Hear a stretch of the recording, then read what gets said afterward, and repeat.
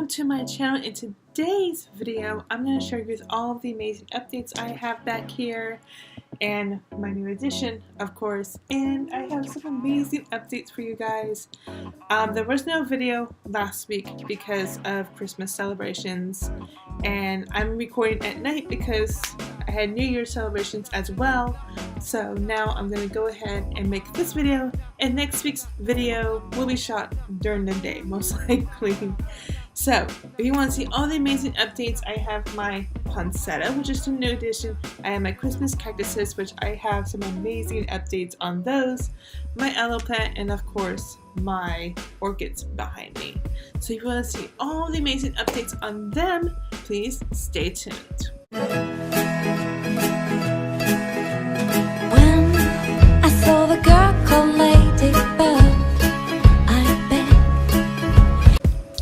Hey guys, so we're going to get started on these updates right away. As first, I want to start with the poinsettia, who is the new addition to my collection, I guess you could say.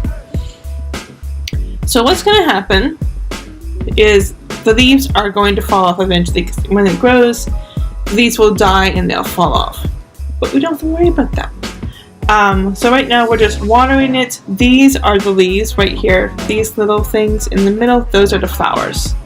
I know I've heard lots of people get the leaves confused as the flowers. They're not the flowers. But something you definitely want to keep this away from is your pets, because they are toxic to animals and you don't want that right now. You do not want to get your pet sick. I have Koji right next to me, as always. So I'm making sure I have this far enough on the table so if the leaves do fall off, they're not going to fall off to the ground so Mr. Nosy over here can try to eat them or something. So I will have to check my little calendar and look at what we're supposed to do for January. But right now, I'm just watering this one every few days. I check the soil. If the soil feels dry, I water it. If not, I leave it alone. I do that every single morning. So now we're going to move on to my aloe plant here. My aloe plant is doing quite well. It wants to be lopsided. I don't know why. I tried sending it up straight, but like my orchids back there, it does not get up straight. This is an old leaf right here that is dying. Sometimes you can just pull them off, or you can just snip them off, whichever. I'm going to do that. Sometime this week, I'm going to snip this old leaf off right there. So the rest of the leaves are doing quite well. They're nice and beautiful. They're going quite well. Considering it's like freezing right now. It's like in the 30s at the recording of this video. So it's really bad. There's no new signs of new leaves. But again, I just watered this guy today, so I don't need to water for like a couple of days or so, depending. As you can see, I have it in 2 containers. This container has holes in the bottom, as you can see. Then it's in this container, which has no holes. That way the water can drain out, and it's been liking that. And I read that you're supposed to be drained, so pretty how these leaves are coming out.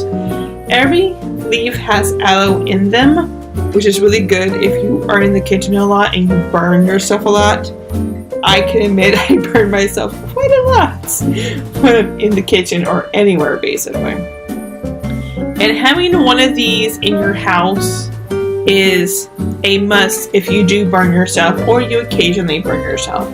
Having an aloe plant in the house is much better because it's pure aloe. So I know there's some aloe sources out in the store that you can buy, but with these, you can just take a bit off, like I've done with this one. I took one of the ends off and I just saved the rest of this leaf, which still has plenty of aloe in it. And each leaf has lots of aloe. And this one's very long for some reason. But it's good to have an aloe plant inside. It's good to have 2 aloe plants. You need to have one inside so you can go right to the aloe when you get burned. And then you won't have one outside because they can produce about 10 baby aloes a year. So you would have plenty of aloe to help you in case one of yours would die. you would have extras outside that would help.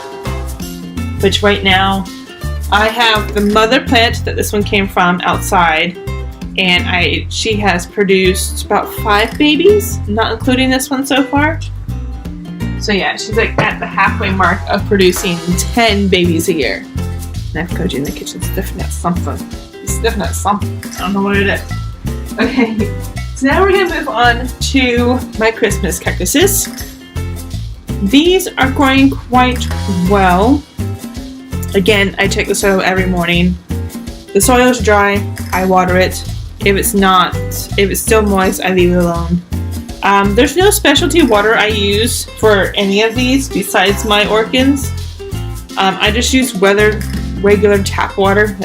There's no specialty water on this at all. And what I've been doing since it's been so cold the past few days is I've been putting them against that door at night when I'm going to bed.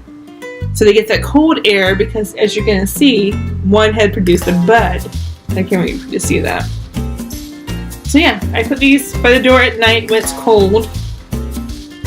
That is what you are supposed to do when it's cold at night. I like the coldness. So usually when it's cold, which really hasn't been much here, except for the past few days. So when it's cold at night, like below 60, I would say, 60 degrees, that's when I put them by the door. When it gets that cold where I have to have the heater on at all times, that's when I start putting them by the door. By one of the doors where they can get cold air. So, now we're going to move on to these 3. So here's the first one, which looks amazing. There are no signs of buds on this one as of yet, but as you can see, it has lots and lots of leaves, which is a very good sign. You want your Christmas or Easter cactus to have lots of leaves before they produce any buds. So it's really good that this one has lots and lots of leaves. Like lots of leaves. Like, oh my god, it has lots of leaves. That's really, really good that it does. So here is the next one. This is a Christmas cactus for sure. The other 3 I just showed you, I have no idea if they're Christmas or Easter. It's basically the same type of care.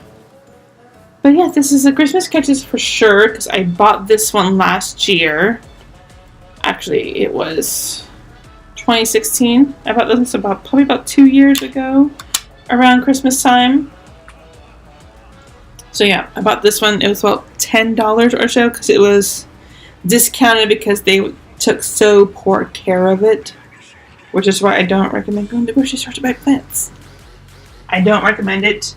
I recommend going to like a nursery or like a Home Depot or something like that, because they take really good care of the plants that they have. I've bought a couple of orchids from them, and the orchids are in much better condition than getting them at the grocery store. So here's this Christmas cactus. And yeah, but if you do see one at the grocery store, and it's a really good deal, like they have it marked down because they say something's wrong with it, definitely get that because you can always save it. But yeah, this one's doing quite well. No buds as of yet, but there are lots of potential buds on every single leaf. So just a wait and see game with this one. So now we're going to get to the one that has produced a bloom already. Ooh, here's this big one. As you can see, this one has already opened and it's reclosing, but it was so beautiful. If I had planned ahead and had a video last week, you would have seen it bloom, but they are very, very pretty when they bloom. So this one's a red color. But it looks like that's not going to be the only bud on this one, because there are potential buds on every single leaf. Every single leaf, there are potential buds, which I'm really excited about. At the end of this video, I will show you the fertilizer that I'm going to be using for all of my plants. So yeah, if any of these plants, these are the fertilizers that I will recommend for each of them. So cute. I love it. So now we're going to get on to my beautiful orchids right here. So we have this one first. This one I got at a Lowe's. As you can see, it still has beautiful blooms. Some are starting to fall, but that's normal. When something grows, it'll live for a certain amount of time, and then it will fall off, which is totally normal. The reason I love the Phalaenopsis orchids is because the buds can last up to a year, which is why I love them. They're so easy to care for. So easy. Just care for them. It's like simple steps to take care of them. And yeah, I love it. The buds can last up to a year. If you take care of the root system and everything else, it will rebloom for you for sure. So right now, this one has been in water culture for quite a while. If you are new, water culture is putting your orchid in a certain amount of water, where it's like about 10% of the roots are in water and the rest are in air, which is really, really cool. Full water culture is when you have your orchid in the water 24/7, and semi-water culture, Cody found his Christmas gift. And it's semi-water culture is when you have it in water about 2 to 3 days a week, depending on your climate. I know for Florida heat, I recommend about 2 days out of the week you have them in water, but it just depends on your climate as well. This is what it's like with the dog. They do these things. So now we're going to move on to this one. As you can see, this flower spike has died. You can tell it's very squishy. Right there, it's like easy breakage. So what I will have to do is I'll have to get my shears. I will have to flame it a little bit just to be on the safe side that no infection comes. And I will cut it down all the way down to the base. This flower spike will be gone because it is dead. You can tell by the color. And I'm barely pinching on the flower spike and it's crushing. So it's gotta go. And the roots look good. It looks like I have to go through the root system again and cut off all the dead ones. Again, when you're cutting off dead roots, I recommend you either use a flame on your shears or you soak the shears in rubbing alcohol, or you can do both. Just either or both is fine. So yeah, I have to go through this one again. And for orchids, especially for Phalaenopsis orchids, you have to keep the temperature at 65 or above during the winter, which is why I have this little guy right here who tells me the temperature, and it's right next to the orchids, so I can tell what temperature it is by these guys. And I got these little fish tanks from PetSmart, actually. I got them from PetSmart. So if you like this kind of fish tank thing, I got it at PetSmart. So we have this beautiful one right here. It had all its leaves, all of its flowers have fallen, but it's still green, it's still pretty firm, so I'm not going to cut it. I'm just going to let it keep growing and see what happens. And when it turns, like the previous one I showed you that had a brown flower spike, then I will cut it back. But right now, there are no signs that's doing that. It's nice and green, which is the color you want. And there are possible at each one of these nodes right here that another flower spike could come through and produce buds, and these right here could also produce more buds. Has a nice new leaf, and the water is a little murky, so I have to change the water for this one, but the roots look amazing. If you do want to try water culture, I suggest before you do anything is you do lots and lots of research on it. I did lots of research for I want to say a good month to 2 months just to make sure I got all the knowledge that I needed before I would risk my orchids. And when I started to do it, I did it on one at first and see how it did, and then I gradually put the others in water culture. So my first one was an experiment, but it went well because now they're all in water culture and doing wonderfully. So here's this one. We have an arrowroot. It happens. Sometimes you'll have roots that grow in straight up. We don't know why that happens. At least I don't, but it's good. We got these down here that are growing quite well. No new leaves, no spikes, but we have really good root system right now, which is amazing. Because what I think happens is that the orchid would grow its roots and its leaves first. Once it gets those two established, then it will focus its energy on producing flowers and flower spikes. So here's my last one. This is the one I've been worried about because this leaf is really heavy because it's about water. This leaf was sticking together, but I got it to unstick so it can breathe. And yay, it's working because I have this root right there who is growing quite well. I just changed this water a few days ago. I wouldn't even say like a week ago, but a few days ago I changed the water. When the water becomes unclear and you can't really see through it like you're supposed to in clear water, that is the time to change the water. What I do is I take my orchids out of it, I set them aside, I rinse the fish tanks out, I clean them right around, then I put clean distilled water or rainwater. Those are the two types of water I suggest unless you want to get your water tested for hardness.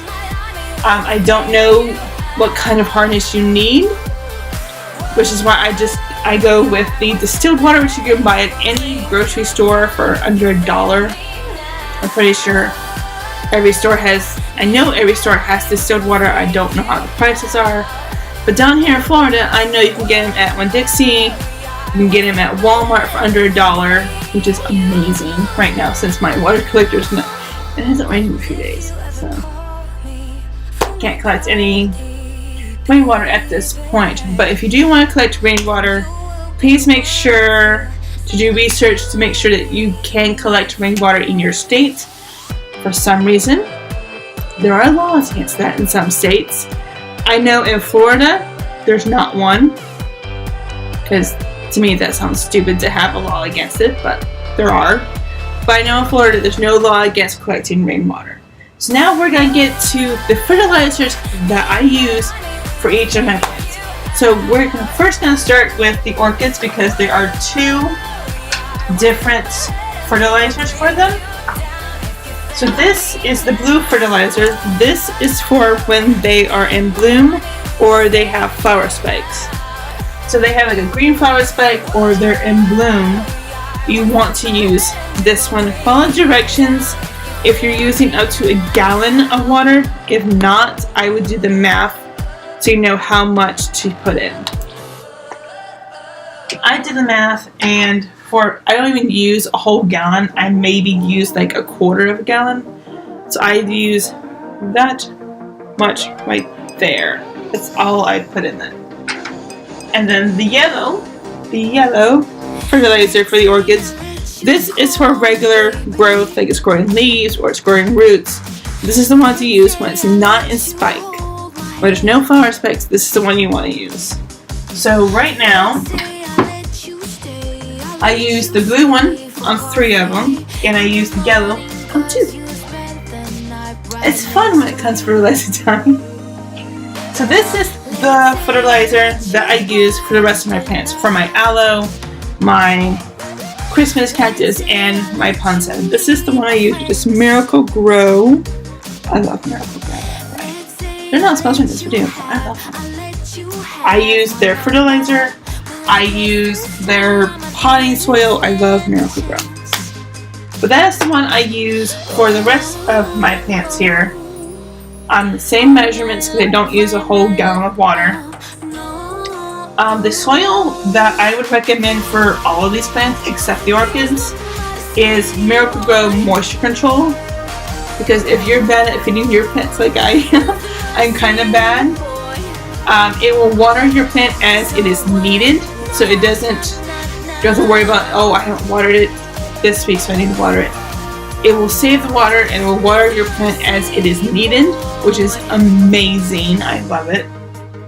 So yeah, that is it for this week's plant update. Thank you guys so much for watching. Please like this video if you liked it, share it to grow our community, and please subscribe if you are new here and hit that bell. And just in case YouTube doesn't notify you, follow me on Twitter and Instagram. I always post my newest videos there. Thank you guys so much for watching, and I'll see you guys real soon.